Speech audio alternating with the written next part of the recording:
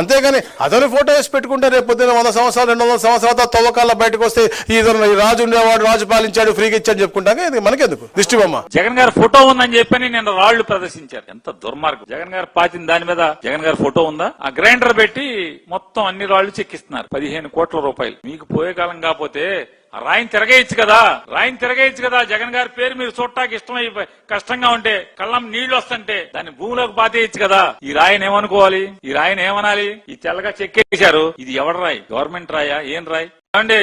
మొన్నటి దాకా అంటే 2019 ఎలక్షన్స్ కు ముందు మంత్రి గారు, మీ ముఖ్యమంత్రి గారు కొడుకు ఎవరినైతే బూతులు తిట్టారు, అతను టెర్రరిస్ట్ అన్నారు, ఆ మోడీ గారు పరిపాలించినటువంటి మధ్యప్రదేశ్ రాష్ట్రంలో ప్రభుత్వం దగ్గర డబ్బులు తీసుకుని ఇల్లు కట్టుకుంటే ఆ ఇంట్లో 2 రాళ్లు వేశారు. మోడీ గారిది, ముఖ్యమంత్రి గారి ఫోటో, చౌహాన్ గారి ఫోటో, ఇద్దరు ఫోటోలు వేసి గుమ్మం మీద ఒకటి, లోపల ఇంట్లో ఒకటి, 2 రాళ్లు వేశారు. మధ్యప్రదేశ్ ఇల్లు చూడండి. అంటే ఒక సామాన్యుడికి ప్రభుత్వం ఆర్థిక సహాయం చేసి ఇల్లు కట్టుకుంటే మోడీ గారు, చౌహాన్ గారి ఫోటో అంటే వాళ్లే రాయి పలక మీద ప్రింట్ చేశారు. ఫోటోని రాయి మీద ప్రింట్ చేసి దాన్ని తీసుకెళ్లి ఇంటి గుమ్మం పైన ఒకటి, వంటింట్లో పొయ్యి పైన అంటే వంట చేసుకున్నప్పుడు ఆ అమ్మాయి చూడాలి అని. తప్పేం అనలేదే. ఏం తప్పేం? ప్రభుత్వం ఒక ఆలోచన చేసింది, ఇచ్చాడని రాయండి మోడీ గారికి ఉత్తరం రాయండి. లేదా ఒక పని చేయండి, మీరే మర్చిపోయిన పెమ్మసాని గారే దాన్ని మంత్రిని చెప్పాడు, నిన్న మొన్న చెప్పాడు. పెమ్మసాని గారిని డబ్బులు గ్రాంట్ చేసి కేంద్రంలో తీర్మానం పెట్టండి. మధ్యప్రదేశ్ లో మోడీ గారిది, చౌహాన్ గారిది బొమ్మనంతా గీకేయటానికి డబ్బులుగా 15 కోట్లు 20 కోట్లు ఖర్చు పెట్టమని చెప్పండి